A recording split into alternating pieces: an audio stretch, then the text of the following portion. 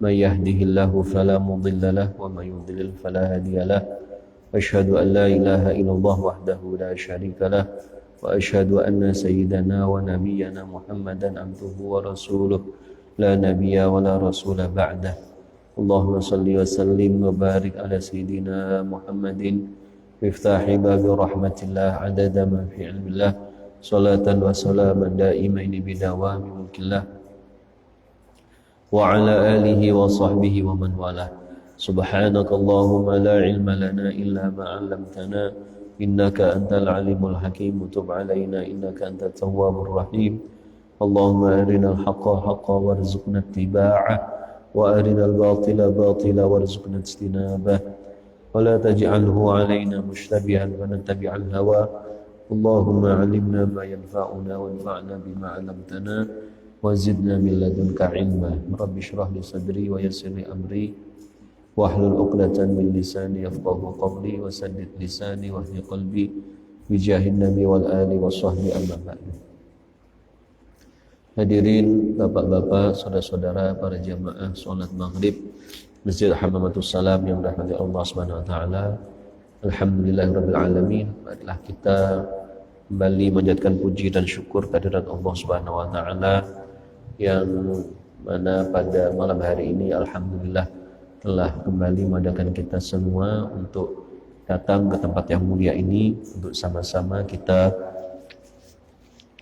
menjalankan kewajiban salat maghrib dan isya berjamaah, dan kita isi antara dua waktu tersebut dengan pengajian rutinan bulanan kita dalam pembahasan kitab Al-Adhkar yang disusun oleh Al-Imam An-Nawawi rahimahullahu ta'ala.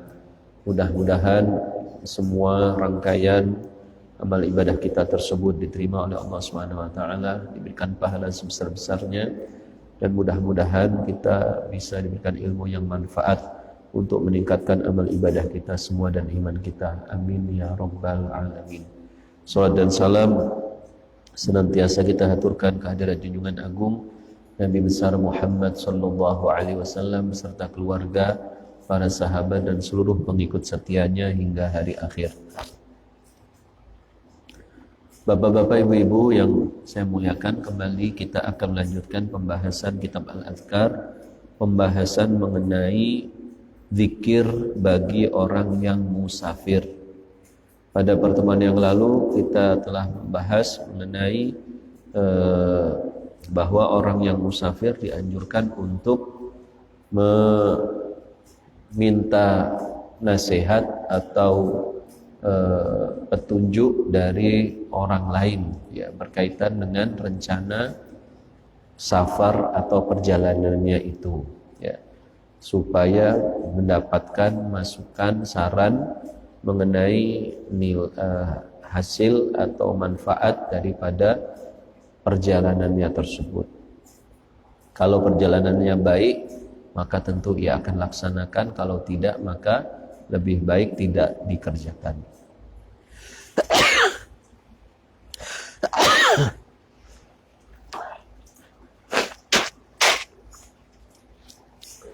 Selanjutnya juga dianjurkan bagi seorang yang mau melaksanakan safar untuk melakukan istikharah, yaitu meminta petunjuk dari Allah Subhanahu wa taala dengan melaksanakan sholat sunat istikharah ya yang sudah dijelaskan sebelumnya dan sudah menjadi maklum bersama, yaitu melakukan sholat 2 rakaat ya dengan dalam sholat apapun.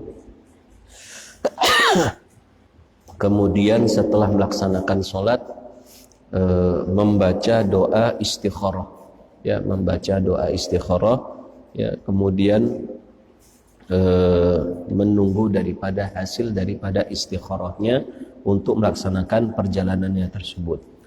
Nah, itulah kurang lebih pembahasan pada pertemuan yang lalu. Selanjutnya kita akan lanjutkan pembahasannya dalam zikir-zikir orang yang mau melakukan musafir. Bismillahirrahmanirrahim. Babu azkarihi ba'da istiqrarihi ba'da istiqrari azmihi 'ala safar. Bab zikir yang hendaklah dibaca oleh seseorang ketika sudah memiliki niat yang kuat untuk melakukan perjalanan. Jadi ini adalah zikir setelah dia mendapatkan musyawarah bahwa atau nasihat bahwa perjalanannya adalah perjalanan yang baik. Ya, maka dia melakukan perjalanan. Ya, atau dia sudah istikharah dan mendapatkan isyarat petunjuk dari Allah Subhanahu wa taala untuk melaksanakan perjalanan tersebut. Fa idza istaqarra azmuhu 'ala safari falyajtahid fi tahsili umurin. Apabila seseorang telah memiliki niat yang kuat untuk melakukan safar, maka hendaklah ia berusaha melaksanakan beberapa perkara. Minha diantaranya an yusiya bima yahtaju ilal wasiyati bihi. Hendaklah ia memberikan wasiat atau menulis wasiat mengenai hal-hal yang diperlukan wasiat. Wal yushhid ala wasiyatihi, dan hendaklah ia mempersaksikan atau mencari saksi untuk wasiatnya tersebut. Ya. Jadi wasiat ini adalah berpesan, ya, untuk melakukan hal-hal tertentu apabila orang atau apabila seseorang itu khawatir nanti akan meninggal dunia. Karena perjalanan itu, ya, apalagi di zaman dahulu hadirin, merupakan perjalanan yang jauh, menggunakan kendaraan yang menempuh perjalanan yang tidak pendek. Ya, sangat mungkin di jalan ya bisa saja dia meninggal dunia, ya, bisa meninggal dunia. Begitu. Nah, maka kalau hendaklah kalau dia punya hal-hal yang perlu untuk diwasiatkan, untuk dilakukan setelah meninggal dunia, maka dia menulis wasiatnya. Ya, misalnya wasiat mengenai hutang yang dia miliki, ya, hutang kepada sesama manusia. Jadi dia punya hutang kepada seseorang atau apa, maka dia berwasiat. Atau dia misalnya berwasiat, dia punya harta, kalau misalnya nanti meninggal, harta tertentunya itu diberikan kepada seseorang. Nah, dia juga catat wasiatnya itu. Jadi wasiat dalam makna ini adalah seseorang yang bersedekah atau memberikan sesuatu dari hartanya setelah meninggal dunia. Ya, jadi wasiat ini adalah sesuatu hal yang dilaksanakan setelah seseorang itu meninggal dunia.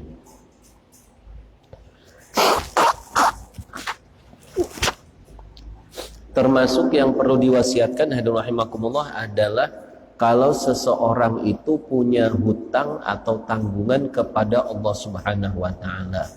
Ya, misalnya ada seseorang yang punya hutang puasa, ya, dan dia belum sempat untuk melaksanakannya, maka dia berwasiat, menulis wasiatnya, ya. Kalau misalnya dia meninggal, ya, mungkin dia meminta keluarganya untuk melaksanakan sisa-sisa dari puasa yang belum dikerjakan. Ya, karena Rasulullah SAW memberikan kesempatan kepada seseorang yang belum atau yang memiliki hutang puasa, lalu dia meninggal dunia, maka hendaklah keluarganya mempuasakan untuk orang tersebut. Ya, misalnya ada orang punya sisa hutang puasa 10 hari, ya, lalu dia keburu meninggal dunia, belum sempat membayar puasanya itu, maka Nabi SAW menganjurkan agar keluarganya mempuasakan untuk keluarga yang wafat itu. Ya, dalam sebuah hadis Rasulullah bersabda, ya, man mata wa alaihi shiyam shoma anhu waliyuhu. Barang siapa yang meninggal sementara dia punya hutang puasa, maka hendaklah walinya, maksudnya keluarganya, berpuasa untuk orang tersebut.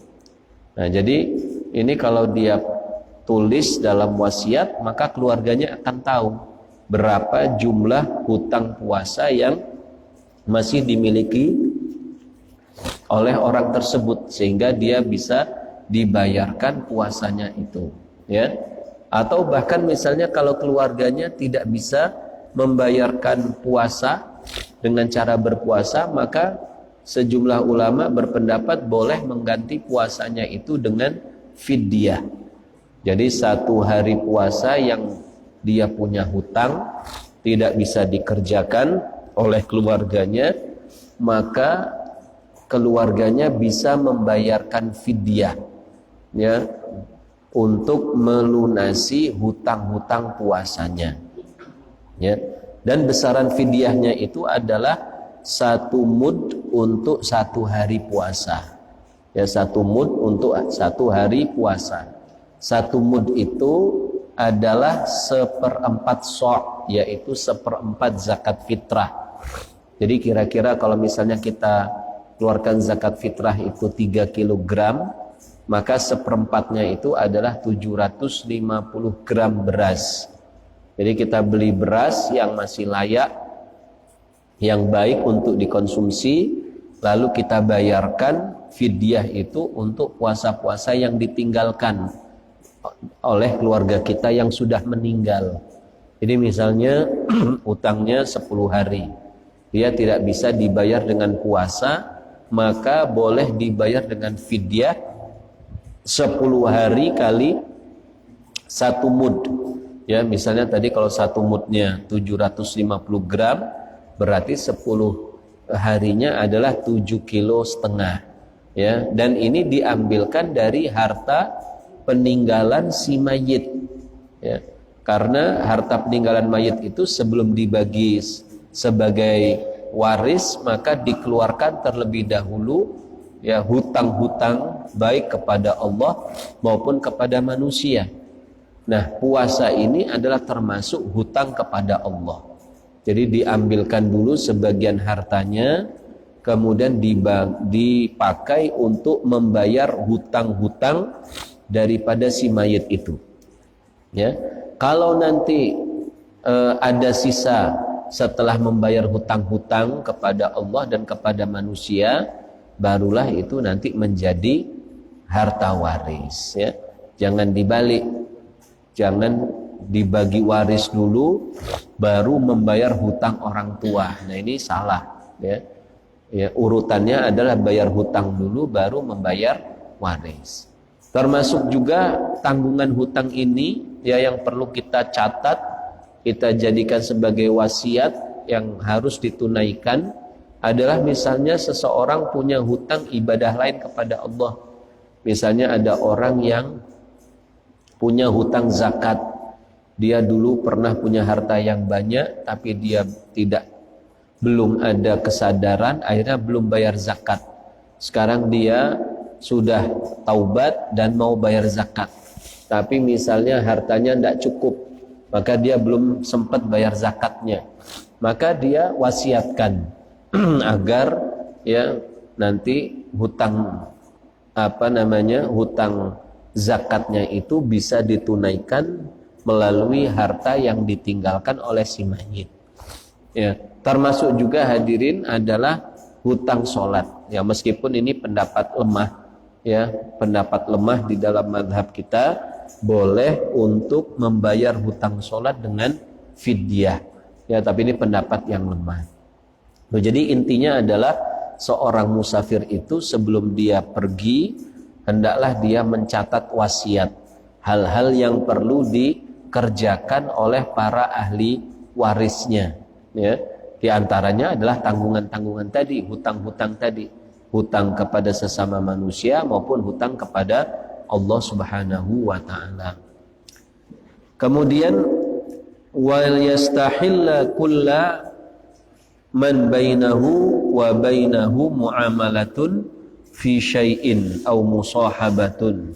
Dan hendaklah ia meminta maaf, ya, kepada orang lain yang antara mereka berdua terjadi muamalah, ya, interaksi yang mungkin kurang baik.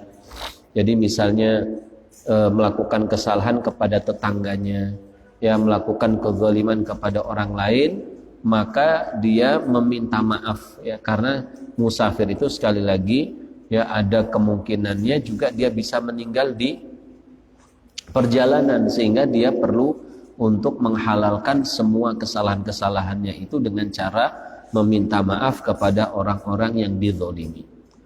Kemudian berikutnya yang ketiga, wa yastardi walidayhi wa syuyukhahu wa man yundabu ilai birrihi wasti'tafihi. Yang ketiga adalah meminta ridho. Ya, meminta ridho, meminta maaf dan meminta kehalalan, meminta ridho kepada kedua orang tuanya. Jadi dia datang kepada orang tuanya minta maaf kalau ada kesalahan-kesalahan, ya. Kemudian dia baru melakukan perjalanan itu. Wa syuyukhahu, dan minta maaf juga kepada guru-gurunya, ya, karena guru ini seperti orang tua juga. Jadi sebelum pergi menghubungi gurunya untuk meminta maaf dari kesalahan-kesalahan yang mungkin ada. Wa man yundabu ila birrihi wasti'tafihi, dan orang-orang yang dianjurkan untuk berbuat baik kepadanya, ya. Ya, misalnya orang-orang sepuh, orang-orang tua di tempatnya, ya. Dia minta maaf kalau ada kesalahan-kesalahan.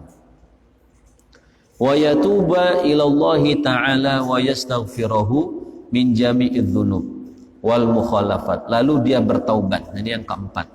Bertaubat kepada Allah Subhanahu wa taala, memohon ampunan kepadanya dari semua kesalahan. Ya, supaya perjalanannya itu memang dilakukan dalam keadaan hatinya sudah bersih ya dari kesalahan-kesalahan, sehingga perjalanannya itu lebih mendapatkan ridha dari Allah Subhanahu wa taala. Dan juga seperti sebelumnya, ya mungkin saja dia nanti di tengah jalan meninggal. Ya, kalau dia sudah meminta taubat kepada Allah, maka mudah-mudahan akan menjadi orang yang husnul khatimah. Wal yatlub minallahi ta'ala al-ma'unata 'ala safarih. Kemudian berikutnya yang kelima, memohon kepada Allah pertolongan dalam perjalanan, ya. Minta tolong kepada Allah Subhanahu wa taala, berdoa mudah-mudahan perjalanannya dibuat lancar, dijauhkan dari semua kesulitan, ya, dibuat perjalanannya itu nyaman, ya, tidak ada gangguan, ya, tidak ada yang menyakiti keluarga yang ditinggalkan. Nah, ini semua adalah dia memohonnya kepada Allah Subhanahu wa taala. Selanjutnya yang keenam, wal yajtahid ala ta'allumi ma yahtaju ilaihi fi safarih. Hendaklah seseorang itu berusaha belajar, ya, mempelajari apa-apa yang diperlukan dalam perjalanan. Jadi orang ini mau perjalanan untuk apa? Misalnya kalau untuk dagang, ya belajar dagang, ya. Nanti akan disebutkan di sini beberapa contoh. Untuk berjihad, ya belajar apa-apa yang perlu bagi orang berjihad. Ya, misalnya bagaimana berperang, berjihad yang baik, ya, tidak membunuh orang yang dilarang dibunuh, ya, dan lain sebagainya. Di sini disebutkan fa in kana ghaziyan, kalau orang itu pergi untuk berperang, berjihad fisabilillah, ta'allama ma yahtaju ilaihil ghazi, maka hendaklah ia belajar apa yang diperlukan oleh seorang mujahid min umuril qital, dari perkara-perkara peperangan, wad da'awat, dan doa-doa selama berjihad fisabilillah. Jadi misalnya tadi itu dalam berjihad, Islam ini sudah menetapkan adab-adabnya, ya, tata cara yang baik dalam berjihad. Tidak boleh membunuh perempuan, tidak boleh membunuh orang yang sudah tua, tidak boleh membunuh anak-anak, ya, tidak boleh menghancurkan bangunan atau merusak pepohonan. Nah, itu diantara adab-adabnya di dalam berjihad, ya. Jadi apa yang dilakukan di dalam Islam dan berjihad ini sebenarnya sudah melebihi atau lebih dulu daripada aturan-aturan peperangan di zaman modern ini, ya. Wa umurul ghanaim, begitu juga perkara-perkara yang berkaitan dengan pembagian harta rampasan perang. Jadi mana yang merupakan harta rampasan perang, mana yang bukan, dan bagaimana cara membaginya, ya. Harta rampasan perang itu 1/5-nya harus disisihkan, atau 20% disisihkan karena merupakan hak syariat, hak agama, haknya Allah dan Rasulnya, ya, yang nanti akan diberikan kepada fakir miskin, keperluan dakwah di dalam Islam dan lain sebagainya. Dan itu 1/5 dari semua harta rampasan perang, ya. Sisanya yang 4/5 atau 80%, nah itu nanti akan dibagi kepada para mujahid, ya. Wa ta'zimi tahrimil hazimah fil qitali wa ghairi dzalik. Dan juga mempelajari, ya, betapa buruknya kalau seorang mujahid itu sampai kalah dalam peperangan, ya. Memang di dalam Islam, Bapak-bapak, seorang mujahid itu pilihannya hanya 2. Kalau tidak menang melawan musuh, atau mati sebagai seorang syahid. Jadi sebenarnya tidak ada pilihan untuk kalah. Pilihan mundur tidak ada, kecuali kalau mundurnya itu untuk strategi, untuk taktik perang, tidak apa-apa. Tapi kalau mundurnya itu karena melarikan diri, karena kalah, ya, karena takut dari musuh, maka semua itu merupakan dosa besar, ya, perbuatan dosa besar. Ya, ada salah seorang Nabi SAW pernah mengatakan di antara dosa besar itu adalah al-firaru minaz zahfi, ya, melarikan diri dari medan pertempuran. Jadi seorang muslim itu dalam jihad fisabilillah tidak ada opsi, tidak ada pilihan untuk kalah. Jadi pilihannya hanya menang atau mati syahid.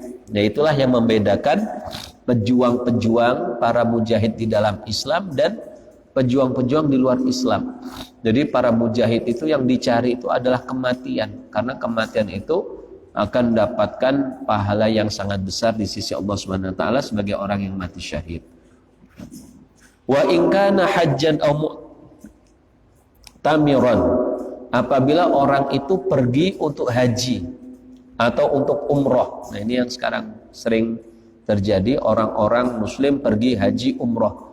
Maka apa? Ta'allama manasikal haji. Maka dia harus belajar tata cara haji yang benar, cara umroh yang benar, ya, cara umroh yang benar.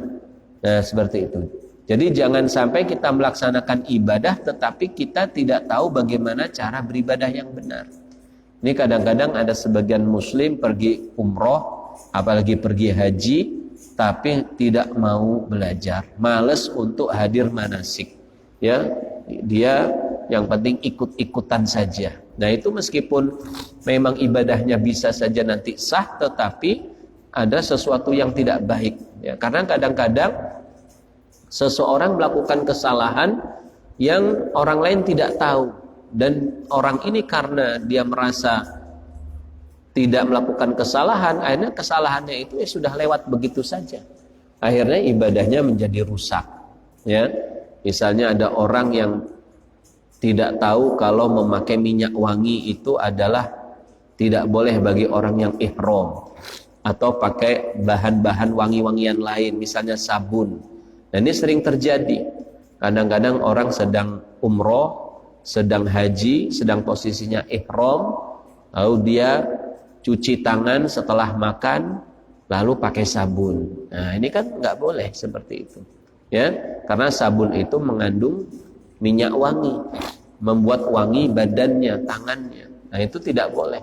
Nah, kalau dia tidak belajar, sangat mungkin untuk terjadi, dan orang lain mungkin tidak tahu sehingga tidak ada yang mengingatkan, ya, begitu.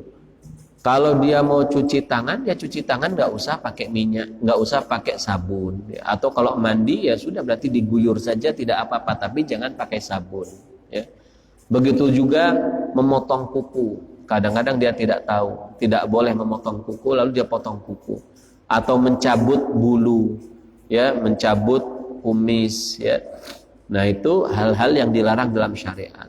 Ya, maka seorang kalau mau haji mau umroh dan melakukan ibadah apapun harus belajar. Ya, jangan dianggap sepele, jangan dianggap enteng. Awis tashaba ma'ahu kitaban bidzalik. Atau kalau dia tidak mau belajar dulu sebelum berangkat, maka hendaklah dia membawa kitab tentang manasik haji atau umroh. Jadi dia beli dulu kitab, ya.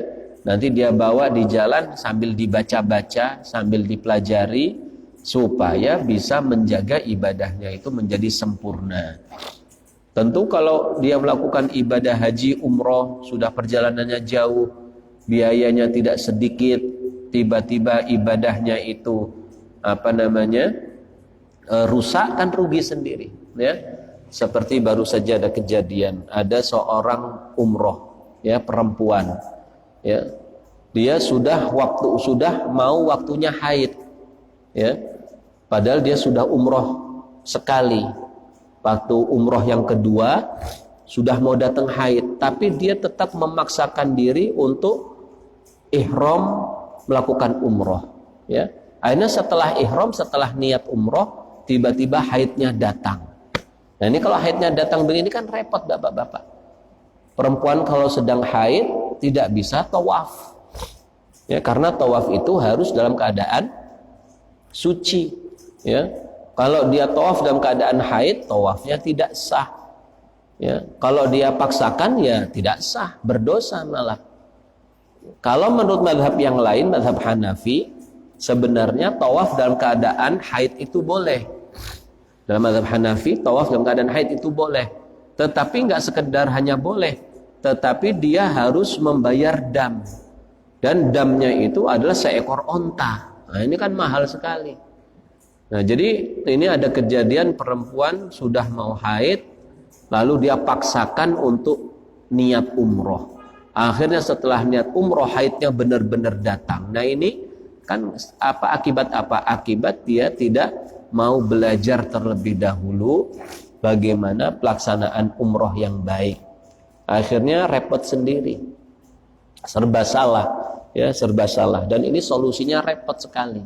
Nah begitu. Jadi bagaimanapun mempelajari tentang syariat sebelum kita melakukan ibadah itu hal yang sangat penting. Kemudian walau ta'allamaha wastashaba kitaban kana afdal. Kalau orang itu sebelum berangkat sudah belajar dulu, lalu ketika berangkat dia bawa buku juga tentang haji dan umroh, maka ini tentu lebih afdol karena lebih lengkap.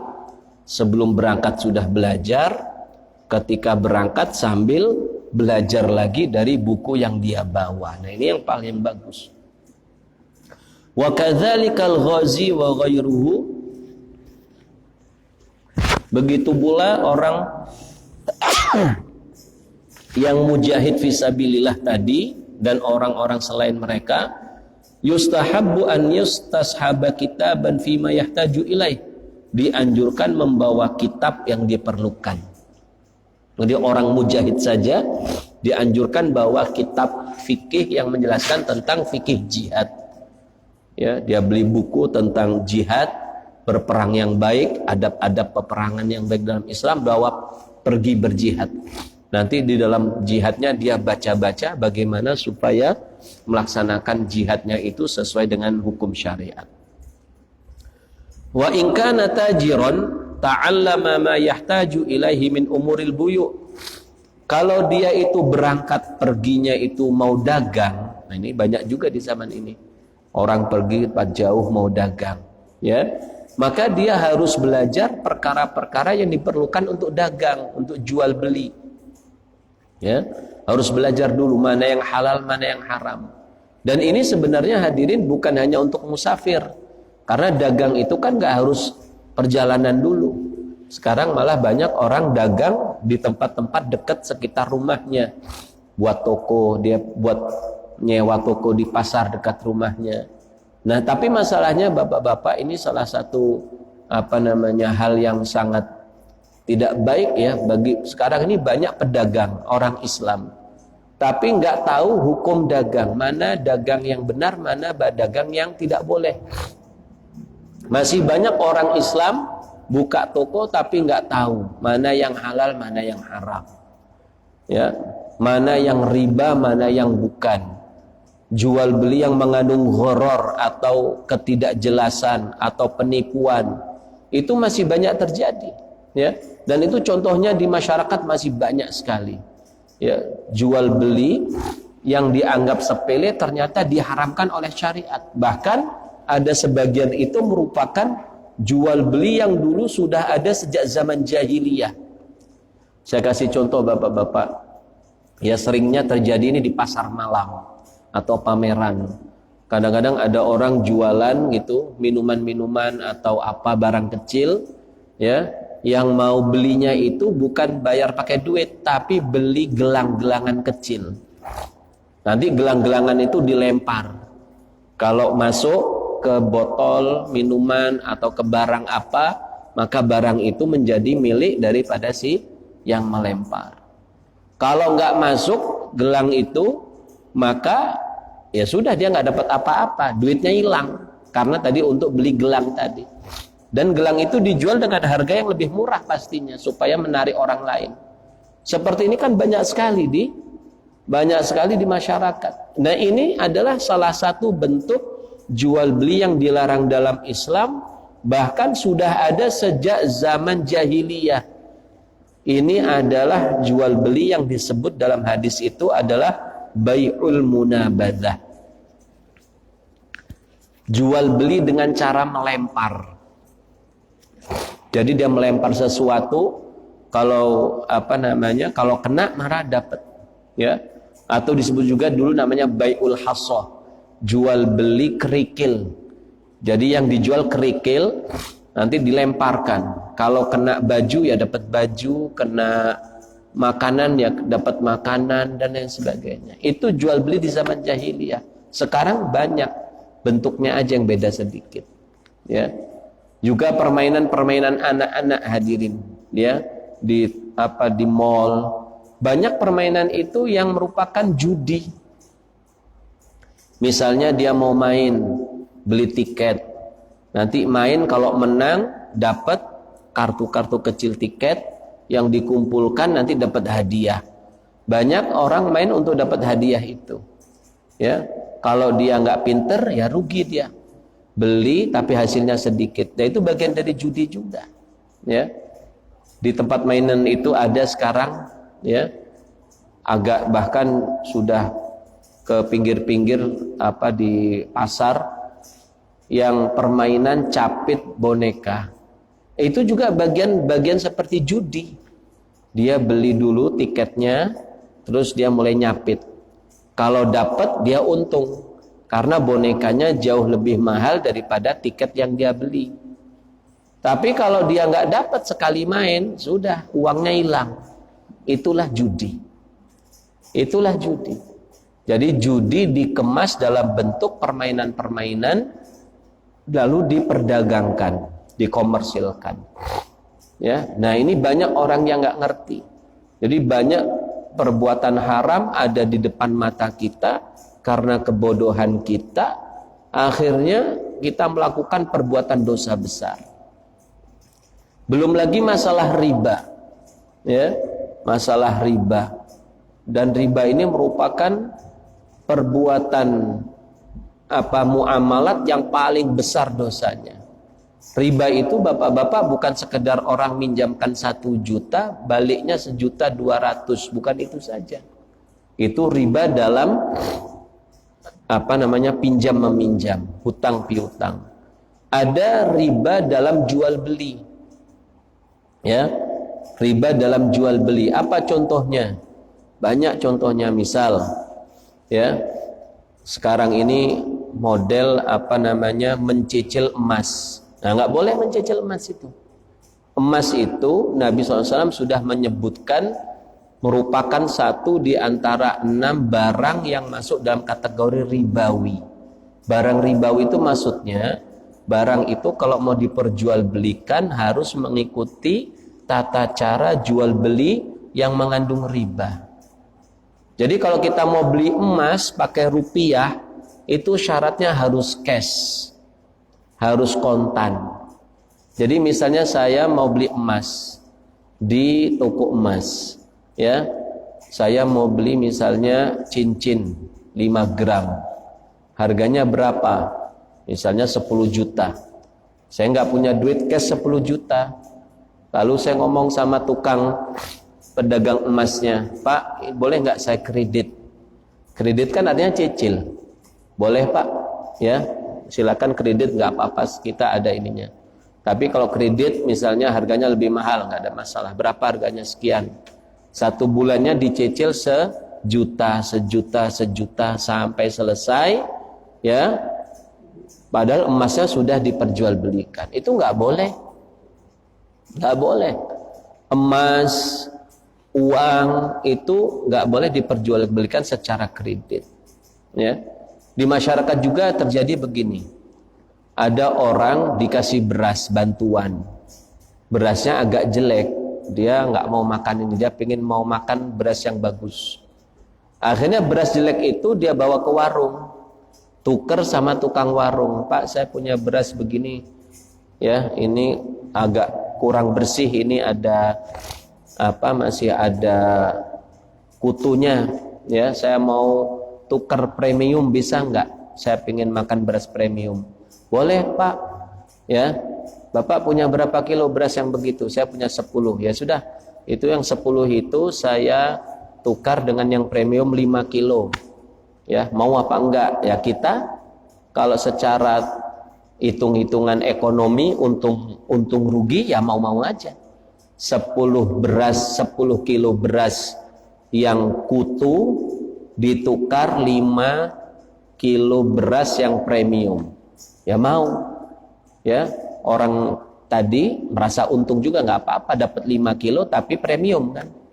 Nah gitu. Nah seperti ini riba, hadirin.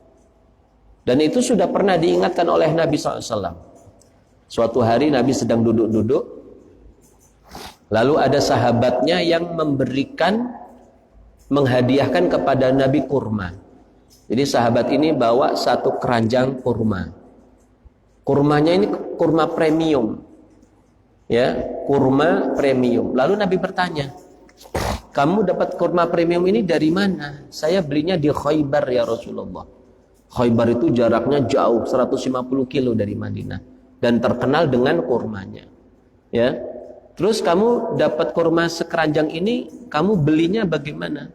Saya untuk dapat 1 keranjang yang premium ini, saya tukernya dengan 2 keranjang ya Rasulullah, dengan kurma biasa. Nah kan sama kan kasusnya. Kurma biasa 2 keranjang ditukar sama kurma premium, yang apa, kurma 1 keranjang premium. Apa kata Nabi SAW?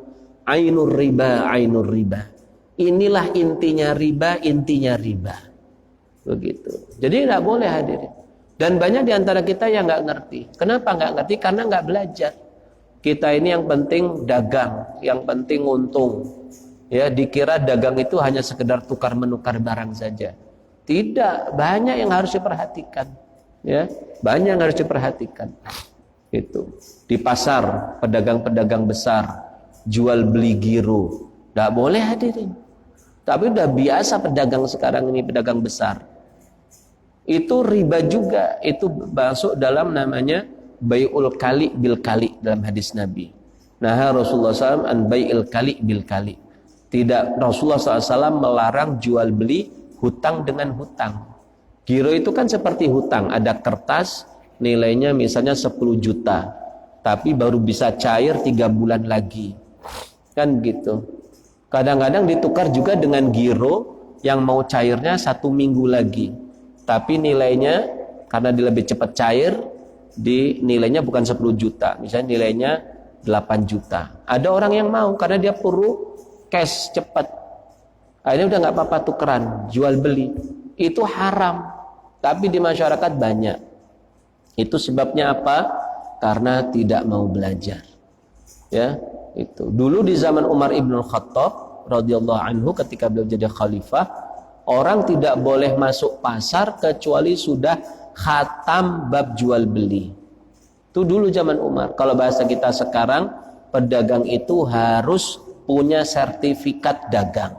Itu bagus juga. Harus belajar kursus dulu. Dagang yang benar bagaimana. Kalau tidak ya akan terjadi macam-macam. Ya.